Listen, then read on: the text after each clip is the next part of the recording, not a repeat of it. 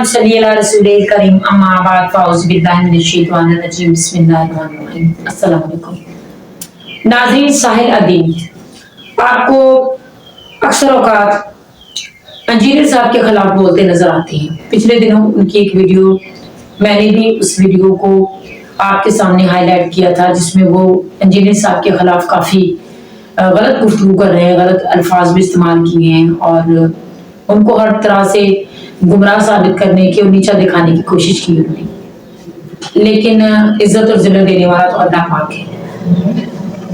इसी तरह का एक यूट्यूबर, इन्हीं तरह का उनके साथ साहिल अदीम की कुछ बहस हुई और उसने उनकी काफी बेइज्जती भी की, साहिल अदीम की, उनको गालियां भी दी, उनके साथ बदतमीजी की।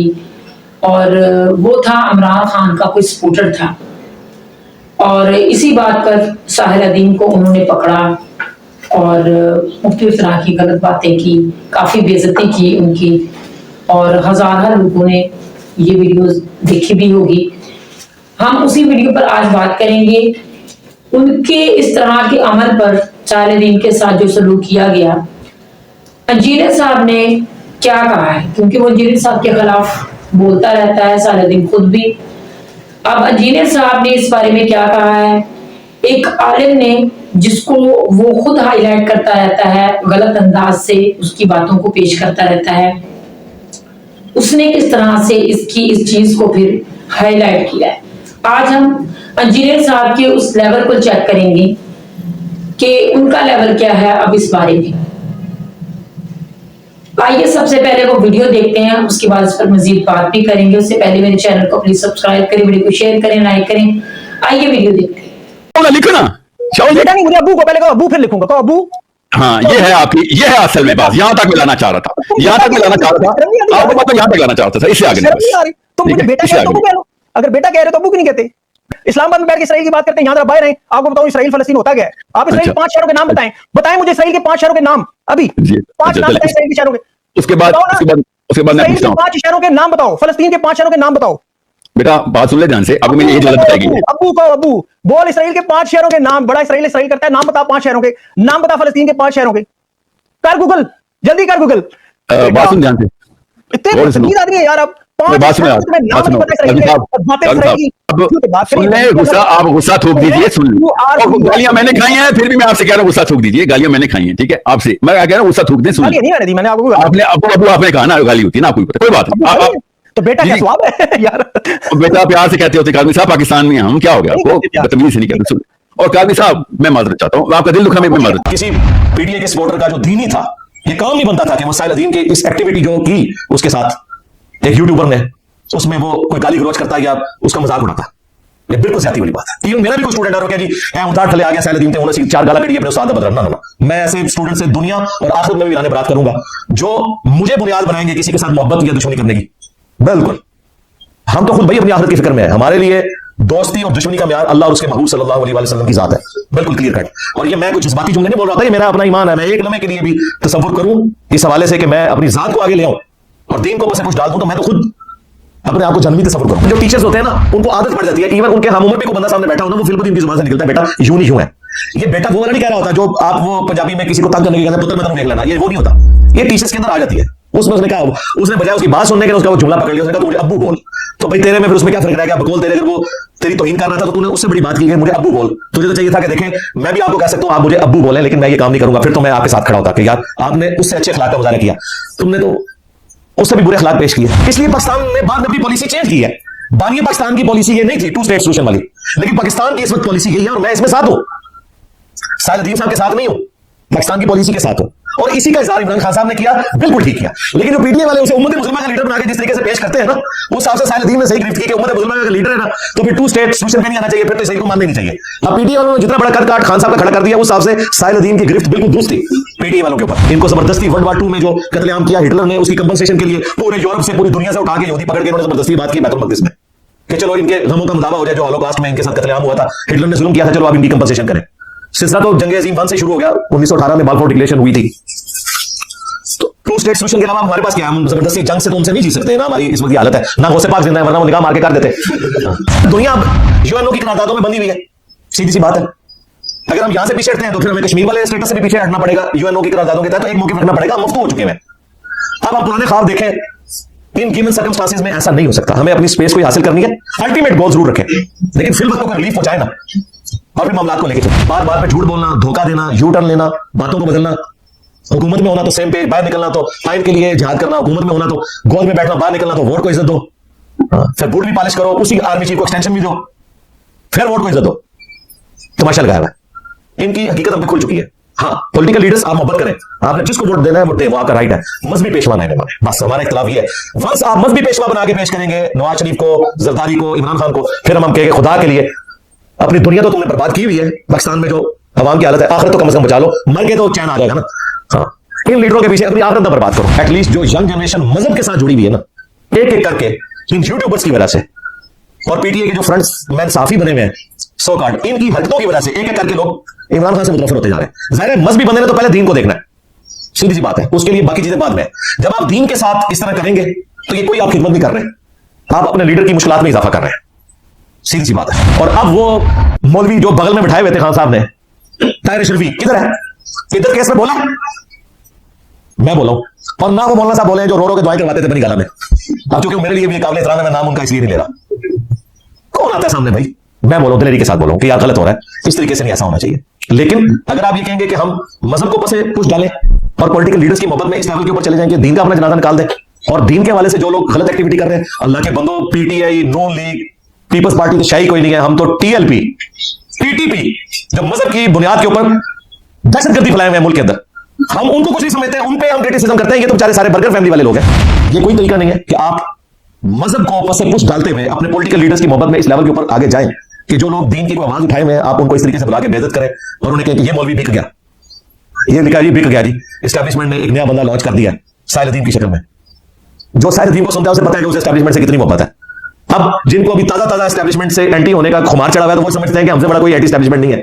हालांकि ये सेम पेज वाले वो लोग हैं जिन्होंने क्या कुछ नहीं अपने दौरे हुकूमत में किया। अभी देखें, वो मिर्जा शहजाद अकबर साहब ने इंटरव्यू दिया है हमारे दोस्त वड़ाइक साहब को, उन्होंने कहा ये एहसन इकबाल, खाकान बासी, मिफ्ता इस्माइल पे जाली केस बनाए गए थे। अब माने वो जो राइट हैंड था खान साहब का। ये मैं बातें इसलिए कर रहा हूं, मुझे कोई पॉलिटिक्स से गर्ज नहीं होता है, मुझे खतरा ये लगा हुआ है कि हमारे स्टूडेंट्स मेजॉरिटी है यंग जनरेशन, और वो पॉलिटिक्स में पीटीआई में, इधर भी मेरा अक्सरियत, चलो ईमानदारी दसो केड़ा पीटीआई सपोर्टर है। ओए पीटीआई ने यूट्यूब पर देख लो, तो आडे लीडर दी मोहब्बत इंजीनियर साहब के स्टूडेंट एरिया एकेडमी छाट जाएंगे। इनके लिए पहली चीज दीन है, पॉलिटिकल लीडर बाद में। बिल्कुल ऐसा ही है ना जी। हाँ, वोट जिन्हों मर्जी पाओ यार, इसलिए नहीं, लेकिन दीन पहले, अल्लाह के नबी पहले, कुरान पहले, बाकी आपके पॉलिटिकल इख्तिलाफ आप रख सकते हैं। साहबा में पॉलिटिकल इख्तिलाफ था आपस में, ठीक है, हो सकता है। साद इब्ने उबादा ने हजरत अबू बकर और उमर की बैत नहीं की, कितनी बड़ी बात है। हम उसकी जुबान खींच रहे हैं जो साद इब्ने उबादा के बारे में कोई गुस्ताखाना जुमला बोले, क्यों? उनका एहसान रसूलुल्लाह के ऊपर है। 155 सहाबा जो असहाबे सुफा हुजूर के शागिर्द थे, हुजूर तो उनका खर्चा नहीं उठा सकते थे। 155 हुजूर के शागिर्दों का खर्चा एक बंदा उठाता था, साद इब्ने उबादा, खजरज का सरदार। नहीं बैत की अबू बकर की, उमर की भी नहीं की, तो क्या उनके इस्लाम के ऊपर सराहत खत्म हो गए? हजरत अबू बकर क्या मुकाम अपनी जगह, लेकिन इतने बड़े बड़े साहब, अबू दरदा, अबू हुरैरा, ये वो लोग हैं जो हजरत साद इब्ने उबादा के खाने के ऊपर पले हुए हैं, तो उनके इस्लाम के लिए खिदमत को हम जीरो से मल्टीप्लाई कर देंगे? नहीं, पॉलिटिकल इख्तिलाफ हो सकता है, दीन के लिए नबी इस्लाम के साथ सारे मुखलिस थे। हदाया विक्ट्री और हदाया पोर्टल के जो चैनल हैं उनको क्या लीड आप करते हैं? इन पर मौजूद आपकी तमाम वीडियोस वाकई लाइफ चेंजिंग है। ज़ाहिर स्टूडेंट्स ही हैं दोनों, कुछ चीजें मैं उन्हें सजेस्ट कर देता हूं कि आप इसके ऊपर वीडियो बनाएं, कुछ वो खुद भी कर लेते हैं। बाकी लाइफ चेंजिंग जरूर है, जिनके लिए वो इंटरेस्ट की चीज है उनके लिए जरूर लाइफ चेंजिंग है, इसमें कोई शक नहीं है। लेकिन जिन लोगों के लिए कोई और चीजें इंटरेस्ट की हैं उनके लिए वो इंटरेस्ट की चीजें नहीं होंगी। अगर कोई चीज आपको अच्छी लगती है, इसका ये मतलब नहीं है कि वो बाकी लोगों को भी सिर्फ वही बातें सुननी चाहिए। अब उसमें नमाज का प्रैक्टिकल तो अपलोड नहीं हुआ हुआ, उसके लिए आपको दूसरे चैनल पे आना पड़ेगा। इसी तरीके से सुन्नी शिया जो कन्फ्लिक्ट है, जिसके ऊपर कई लोगों का इंटरेस्ट होता है, अब मुहर्रम का महीना आने वाला है, तो हदाया पोर्टल तो नहीं लोगों ने देखना, या हदाया विक्ट्री चैनल तो नहीं देखना, लोगों ने तो कहना हमें बताएं मुहर्रम और करबला के ऊपर बताएं, तो उस वक्त वो इंटरेस्ट की चीज होगी।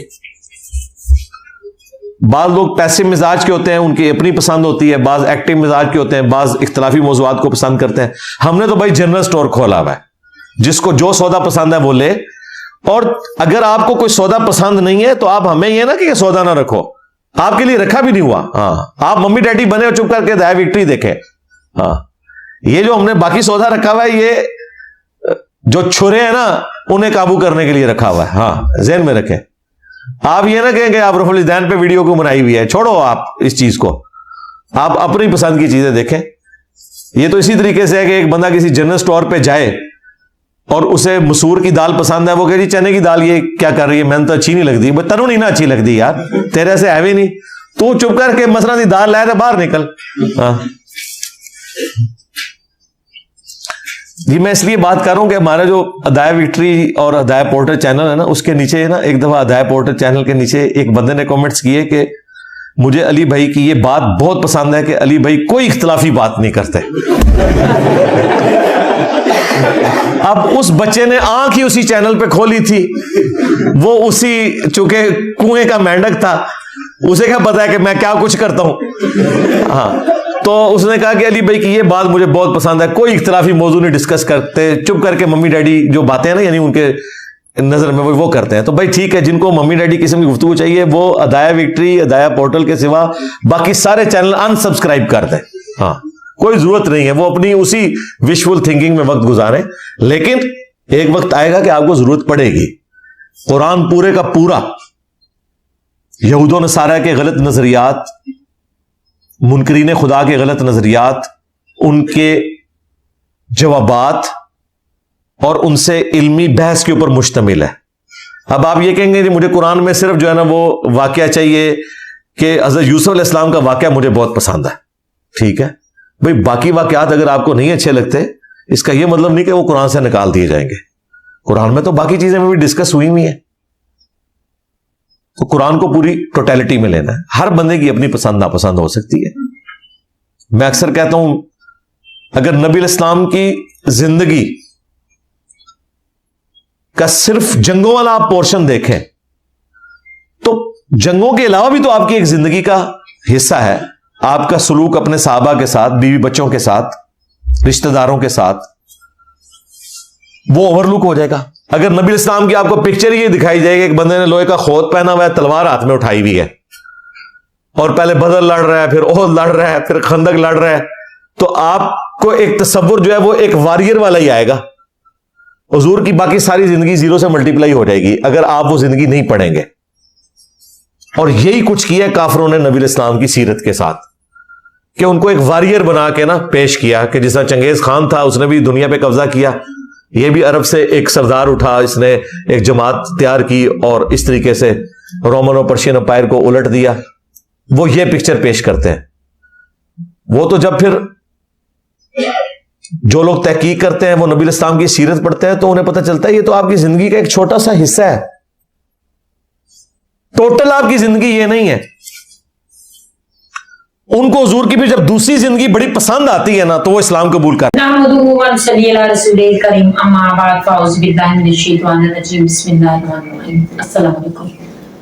नाज़रीन, साहिल अदीम आपको अक्सर औकात इंजीनियर साहब के खिलाफ बोलते नजर आते हैं। पिछले दिनों उनकी एक वीडियो, मैंने भी उस वीडियो को आपके सामने हाईलाइट किया था, जिसमें वो इंजीनियर साहब के खिलाफ काफी गलत गुफ्तगू कर रहे हैं, गलत अल्फाज भी इस्तेमाल किए हैं और उनको हर तरह से गुमराह साबित करने की और नीचा दिखाने की कोशिश की उन्होंने। लेकिन इज्जत और जिल्लत देने वाला तो अल्लाह पाक है।